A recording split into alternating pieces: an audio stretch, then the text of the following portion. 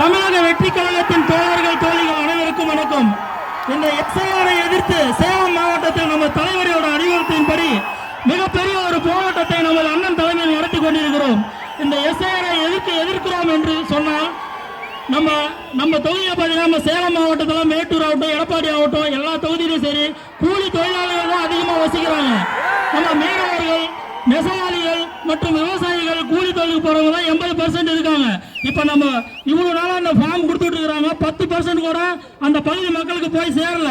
இது ஏன் அப்படின்னு சொன்னா நம்ம 2026 நம்ம இளைஞர்கள் எல்லாம் கையில் எடுத்த இந்த அரசியல், நம்ம தலைவரோட தலைமையை எடுத்த இந்த அரசியல், இப்ப மத்திய அரசாங்கம் இப்படி ஒரு இக்கட்டான எஸ்ஐஆரை கொடுத்து தமிழ்நாட்டு மக்களுடைய வாக்கு குறைக்கலாம் ஐடியா பண்ணி இந்த திட்டத்தை நிறைவேற்றிருக்காங்க. இதுக்கு ஆதரவு போற மாதிரி இந்த திமுக அரசு 2026 தமிழக வெற்றி கழகத்தினுடைய கோட்டையை தகர்க்கலான்னு எல்லா வேலையும் செஞ்சுட்டு இருக்காங்க.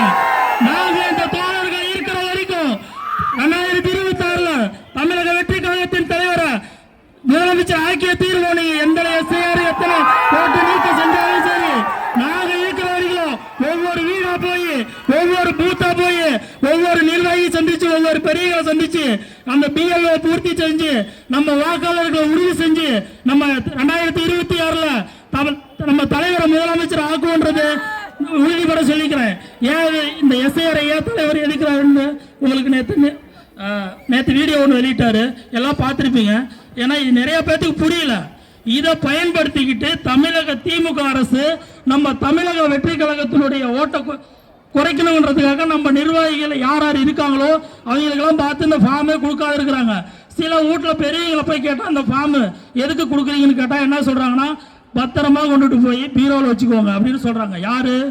இந்த இப்போ ஆண்டுகிட்டு இருக்கிற திமுக அரசு பிஎல்ஓ நண்பர்கள் தயவு செஞ்சு நம்ம கழக தோழர்கள் எல்லாம் வீடு வீடா போய் இதை பூர்த்தி செஞ்சு தலைவரை 2026 சிஎம் உட்கார ஓயக்கூடாதுன்றது இந்த போராட்டம் மூலியமா நம்ம உறுதியேற்றுக்கணும். அடுத்ததாக திருமதி சுஜாதா, வடக்கு மாவட்ட மகளிர் அணி